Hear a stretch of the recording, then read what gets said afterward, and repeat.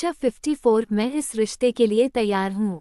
अदिति और त्रियम आपस में बहस कर रहे थे कि तभी दरवाजा खुला तो उन दोनों की नज़र दरवाजे पर गई जहां रणविजय जी अपने मिनिस्टर लुक में सफ़ेद कुर्ता पायजामा और उस पर काली सदरी पहने अदिति को ही हैरान परेशान से देख रहे थे। रणविजय जी की नज़र जब त्रियम पर पड़ी तो उनकी आंखें कठोर हो गईं और वे दरवाजे से अंदर आते हुए त्रियम को ही घूर रहे थे।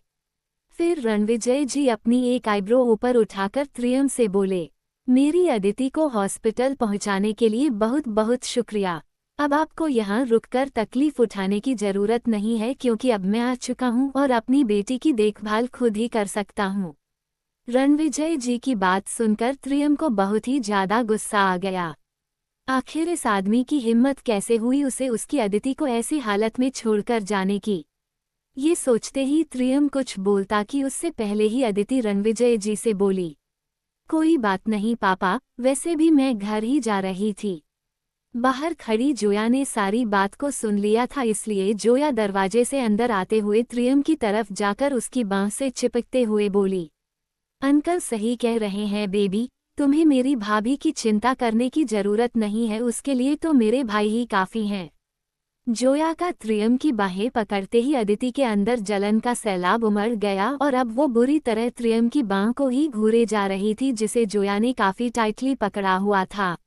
अदिति इतना तो जानती थी कि जोया जैसी जोंक को उसे त्रियम से दूर रखने में काफ़ी परेशानी होगी क्योंकि जोया इतनी आसानी से हार मानने वालों में से नहीं है, ये भी अदिति जानती थी। इसलिए अदिति जोया के वार करने का इंतजार कर रही थी। अदिति और त्रियम ने जोया की बात जब सुनी तो त्रियम के तन बदन में आग लग गई, तो वहीं अदिति की आंखें हैरानी से बड़ी हो गईं और वो जोया को अपनी सवालिया निगाहों से पूछते हुए बोली, भाभी, और वो भी तुम्हारी, कहना क्या चाहती हो तुम? जोया शैतानी मुस्कुराहट के साथ अदिति को आंख मारते हुए बोली, यही कि तुम्हारी एंगेजमेंट अंकल ने मेरे बड़े भाई के साथ तय कर दी है, तो इस नाते तुम मेरी भाभी हुई ना। जोया की बात सुनकर त्रियम एकटक रणविजय जी को घूरने लगा। रणविजय जी भी त्रियम को देखकर मुस्करा रहे थे, मानो वो त्रियम को ये कहकर चिढ़ा रहे हो, देखो मैंने अपनी बेटी को तुम जैसे राक्षस से दूर कर दिया। जोया की बात सुनकर अदिति रणविजय जी की तरफ देखते हुए बोली, पापा ये लड़की जो कह रही है क्या वो सच है? रणविजय जी के हाँ में गर्दन हिलाते ही अदिति रणविजय जी के ऊपर बरस पड़ी। लेकिन पापा आप ऐसा कैसे कर सकते हैं? एटलीस्ट आपको मुझसे एक बार तो पूछना चाहिए था ना, मैंने तो उस आदमी को देखा तक नहीं, मैं ये तक नहीं जानती कि वो है कौन। पापा आप अपनी एकलौती बेटी के साथ ऐसा कैसे कर सकते हैं? अदिति की बात सुनकर रणविजय जी बोले, बेटा तुम उसे जानती हो और ये रिश्ता मैंने तय किया है। यकीन मानो बेटा वो तुम्हें हमेशा खुश रखेगा। अदिति रणविजय जी की बात सुनकर चौंकते हुए, वॉट, मैं उसे जानती हूँ, पर कैसे, कौन है वो? रणविजय जी अदिति की बातों का जवाब दिए बिना अपना आउर्दा सुनाते हुए, आज शाम को ब्लू हेवन कैफे में तुम दोनों मिल लेना, मैंने मीटिंग फिक्स कर दी है।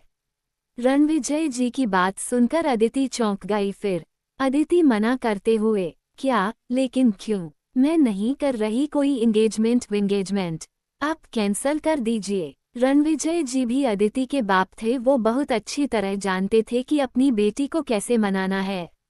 रणविजय जी अपने राजनेता वाली चाल चलते हुए अदिति को ब्लैकमेल करते हुए बोले, मुझे माफ कर दो बेटा, मेरी ही गलती है, मुझे तुम्हें बता देना चाहिए था। आखिर मैं हूं तो तुम्हारा बाप ही, बाप का फर्ज अदा करना चाहता था, पर मुझे नहीं पता था कि मेरे एक फैसले से तुम्हें इतना बुरा लगेगा। फिर रणविजय जी अदिति से मुंह फेरते हुए बोले, तुम आजकल के मॉडर्न जमाने के बच्चे कहाँ माँ बाप की पसंद से शादी करोगे? तुम्हारी माँ के कितने अरमान थे कि वो तुम्हारी शादी अपनी सहेली की बेटे से करवाए, मगर कोई बात नहीं। फिर रणविजय जी जोया की तरफ मुड़कर होंठ जोड़ते हुए बोले, मुझे माफ कर देना बेटा, मेरी बेटी इस रिश्ते के लिए राजी नहीं है, इसलिए हम तुम्हारी और त्रियम की एंगेजमेंट में नहीं आ पाएंगे। रणविजय जी की बात सुनकर अदिति को काफी बुरा लगा और वो ये भी नहीं जानती थी कि त्रियम के दिल में उसके लिए कोई फीलिंग्स है भी कि नहीं। लेकिन जब अदिति ने सुना कि जोया और त्रियम की एंगेजमेंट तो अदिति को जैसे शौक ही लग गया। और वो त्रियम की तरफ अपनी आंसुओं से भरी आंखों से देखने लगी, मानो पूछ रही हो क्या ये सच है। अदिति का सामना करने की त्रियम में शायद हिम्मत नहीं थी, तो वो अदिति से अपनी नजरें चुराकर इधर उधर देखने लगा। अदिति त्रियम के पास आई और एक दर्द भरी मुस्कान देते हुए उन दोनों को विश करते हुए बोली, कांग्रेचुलेशन बोथ ऑफ यू। फिर अदिति रणविजय जी की तरफ देखते हुए अपने भर्राए गले से बोली, डैड मैं तैयार हूँ आपका और माँ का सपना पूरा करने के लिए। मैं शाम को 5 बजे कैफे पहुँच जाऊंगी, आप एड्रेस मैसेज कर दीजिएगा। इतना कहकर अदिति वहां से अपने आंसू पोंछते हुए चली गई और उसके पीछे पीछे रणविजय जी भी। अब कमरे में सिर्फ जोया और त्रियम थे। त्रियम अभी भी उसी तरफ देख रहा था जहां से अदिति गई थी। ये देखकर जोया को पता नहीं क्यों काफी गुस्सा आ रहा था। फिर जोया गुस्से का घूंट पीकर त्रियम की तरफ बढ़ते हुए बोली, चलो बेबी हमें अपने एंगेजमेंट की शॉपिंग करनी है। त्रियम जोया के हाथ को अपने हाथ से अलग करते हुए बोला, मुझे एक जरूरी काम है, मैं नहीं जा पाऊंगा, तुम चली जाओ। इतना कहकर त्रियम भी वहां से गुस्से में चला गया। जोया त्रियम को जाता हुआ देखकर मुस्कुराते हुए खुद से बोली, जाओ जाओ, आखिर लौटकर तो मेरे पास ही आओगे। फिर जोया हंसते हुए खुद से बोली, इस बार ऐसा पासा फेंका है कि चित भी मेरी और पट भी मेरी। बहुत मजा आएगा अदिति तुमको तड़ा पाने में। देखना तुम्हारे सामने ही मैं त्रियम को अपना बनाऊंगी। इतना कहकर जोया और भी तेज हंसने लगी। अदिति ने घर पहुंचते ही तुरंत ही अपने आप को कमरे में बंद कर लिया।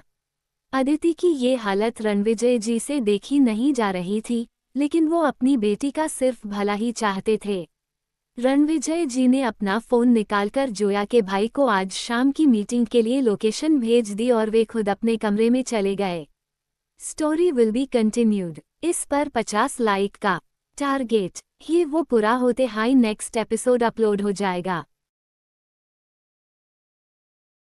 55 लड़का हैंडसम तो है। अदिति अपने आप को कमरे में लॉक करके बेड पर उल्टा लेटी हुई थी। इस वक्त अदिति के कपड़े पूरी तरह से इधर उधर थे। शॉर्ट टी शर्ट होने की वजह से अदिति काफी ज्यादा हॉट लग रही थी, इतनी कि कोई भी लड़का देखे तो उसे अदिति किसी अप्सरा की तरह लगे। अदिति को जब से पता चला था कि त्रियम का रिश्ता तय हो गया, वो भी जोया के साथ, तो उसे काफी बुरा लगा। अदिति खुलकर रोना चाह रही थी मगर आंसू ही नहीं आ रहे थे। अदिति खुद से ही बात करते हुए बोली, एक तो मेरी जैसी खूबसूरत लड़की जिसके भी नसीब में जाएगी ना तो बंदे के भाग्य खुल जाएंगे, लेकिन पता नहीं क्यों उस भल्लालदेव त्रियम मुझसे इतना दूर क्यों भागता है। फिर अदिति खुद को ही कोसते हुए, मेरी ही बुद्धि खराब हो गई थी जो दुनिया जहां के लड़कों को छोड़कर एक उसी आदमी के प्यार में पड़ना था। मेरी जैसी इंटेलिजेंट, खूबसूरत और हॉट लड़की को छोड़कर उसने जोया जैसी लड़की को पसंद किया है, ना देखना बहुत बुरा पछताएगा। फिर अदिति दोनों हाथ जोड़कर ऊपर वाले से प्रार्थना करते हुए, हे भगवान अब मुझे वो बंदा नहीं चाहिए, लेकिन जब वो डेट पर जाए तो उसके खाने में ढेर सारी मिर्ची डाल देना या फिर उन दोनों की फर्स्ट नाइट में एनर्जी ही खत्म कर देना। अदिति उन लड़कियों में से नहीं थी जो कि ब्रेकअप के बाद आंसू बहाए, बल्कि अदिति उनमें से थी जो उसका है वो छीन लेती थी। त्रियम के बारे में भी अदिति का यही ख्याल था। अब अदिति ठहरी एक नंबर की ठरकी, कोई हैंडसम लड़का दिखा नहीं कि लाइन मारना शुरू। उसने अब सोच लिया था कि अगर जोया का भाई हॉट और हैंडसम हुआ तो वो उसके साथ ही अपनी मैरिड लाइफ एंजॉय करेगी ताकि उसका पाई से पीछा छूट जाए। तभी अदिति की नज़र घड़ी पर गई जहां 4 बज रहे थे। ये देखकर अदिति उठी और उस आदमी से मिलने के लिए तैयार होकर कैफे के लिए निकल गई। शेखावत मेंशन। प्रिया जी दादा की बाहों में चादर से लिपटी हुई थी। इस वक्त उन दोनों के ही शरीर पर एक भी कपड़ा नहीं था। प्रिया जी दादा के मस्कुलर सीने पर हाथ फेरते हुए बड़े ही प्यार से बोली, राघव। प्रिया जी प्यार से दादा को राघव ही बुलाती थीं। राघवेंद्र जी प्रिया जी की आवाज सुनकर उनकी तरफ देखते हुए, हम बोलो प्रिया। प्रिया जी, मुझे एक बात समझ में नहीं आई, आप तो अदिति को अपनी बहू बनाना चाहते थे ना, फिर अचानक जोया को क्यों? जबकि हमारा बच्चा त्रियम जोया को बिल्कुल भी पसंद नहीं करता। उद्धरण चिन्ह। प्रिया जी की बात सुनकर दादा कुछ सोचने लगे। फिर एकटक सीलिंग को देखते हुए बोले, प्रिया हमारे दुश्मन दिन ब दिन बढ़ते ही जा रहे हैं और अदिति बहुत ही मासूम है। अगर उसकी शादी त्रियम के साथ कर दी तो त्रियम का ध्यान हमेशा उसकी सेफ्टी पर रहेगा, इसलिए वो अपने काम पर ध्यान नहीं लगा पाएगा। और रही बात जोया की, तो जोया त्रियम के टक्कर की है और दिखने में भी खूबसूरत है। वो त्रियम की सारी ज़रूरतें पूरी कर देगी और अगर जोया हमारी बहू बनती है तो त्रियम के काम की आधी जिम्मेदारी जोया अपने सिर ले लेगी, जिससे त्रियम का वर्कलोड थोड़ा कम हो जाएगा। प्रिया जी दादा की बात पर असहमति जताते हुए, देखिए सिर्फ काम और पैसा ही सब कुछ नहीं होता। मेरा मानना है कि अगर आपके पास सच्चा प्यार और सुकून नहीं तो फिर चाहे आपके पास कितना ही पैसा क्यों ना हो, सब बेकार है। इसलिए आप एक बार त्रियम से उसकी राय ले लीजिए। आप जानते हैं वो आपकी बात को कभी नहीं टाल सकता।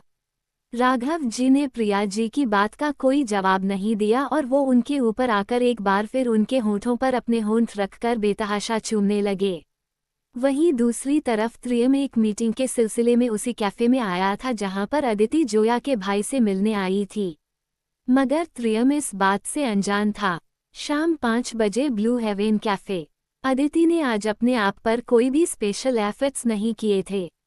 उल्टा उसने तो अपने आप को इस तरह से तैयार किया था कि उसकी सारी खूबसूरती छिप गई थी। अदिति ने अपने बालों का जूड़ा बनाया हुआ था। इस वक्त अदिति पूरी तैयारी के साथ आई थी कि अगर जोया का भाई देखे तो उसे रिजेक्ट कर दे। ये कैफ़े अदिति के कॉलेज के पास ही था, इसलिए उस कैफ़े में टीचर्स और स्टूडेंट्स का होना नॉर्मल बात थी।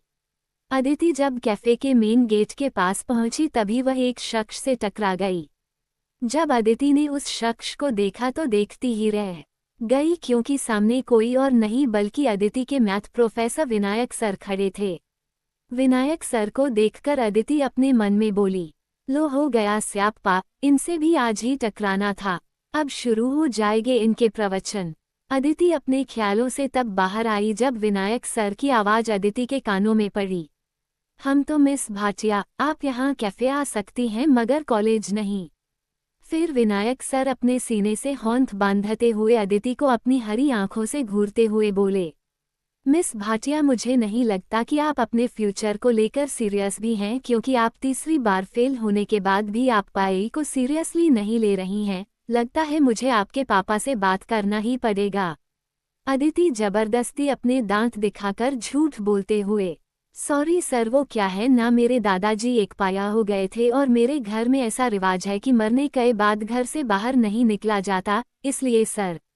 विनायक सर अदिति के ऊपर शक करते हुए, ओह रियली मिस भाटिया, मेरे ख्याल से आपके दादा तो आपके पैदा होने से पहले ही खत्म हो गए थे, तो फिर क्या वो फिर से जिंदा हो गए? विनायक सर की बात सुनकर अदिति सकपका गई और वो एक झूठ को सच दिखाने के लिए दूसरा झूठ बोलते हुए विनायक सर से बोली, अरे नहीं सर, वो वाले नहीं, ये दादा तो मेरे होने वाले हस्बैंड के थे। दरअसल मेरी शादी मेरे पापा ने बचपन में ही तय कर दी थी, तो इसलिए मैं यहाँ उससे मिलकर उसको कंसोल करने आई थी। क्या मैं जाऊँ, मेरा बेचारा हबी परेशान हो रहा होगा। इतना कहकर अदिति सर की बात सुने बिना ही वहाँ से चली गई। अदिति की बात सुनकर विनायक सर ने अपना नामे सिर हिलाया और एक गहरी सांस लेकर छोड़ते हुए बोले, इस लड़की का कुछ नहीं हो सकता, पता नहीं कब ये लाइफ को सीरियस लेगी। मुझे इसके हब्बी की बड़ी हमदर्दी हो रही है, बेचारा कैसे संभालेगा इसको। फिर सर भी कैफे के अंदर चले गए क्योंकि आज उनकी किसी के साथ मीटिंग थी। इधर अदिति चेयर पर बैठकर जोया के भाई का इंतजार कर रही थी।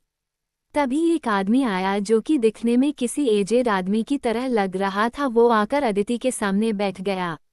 उस आदमी को देखकर अदिति के दिमाग में बिल्कुल सुनामी सी उठ गई।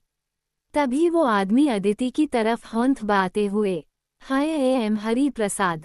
उस आदमी को देखकर अदिति के तो पसीने ही छूट गए। कहाँ उसने सोचा था कि वो उस आदमी से एंगेजमेंट करके त्रियम को जेलेसी फील करवाएगी, लेकिन ये आदमी तो बुढ़ा निकला।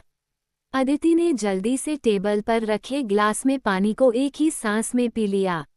अब अदिति कभी उस आदमी को देखती तो कभी उसके होंठ को, जहां उसकी खाल काफी ढीली होकर लटक रही थी, जिसकी वजह से उसकी गर्दन पर बना टैटू ढीली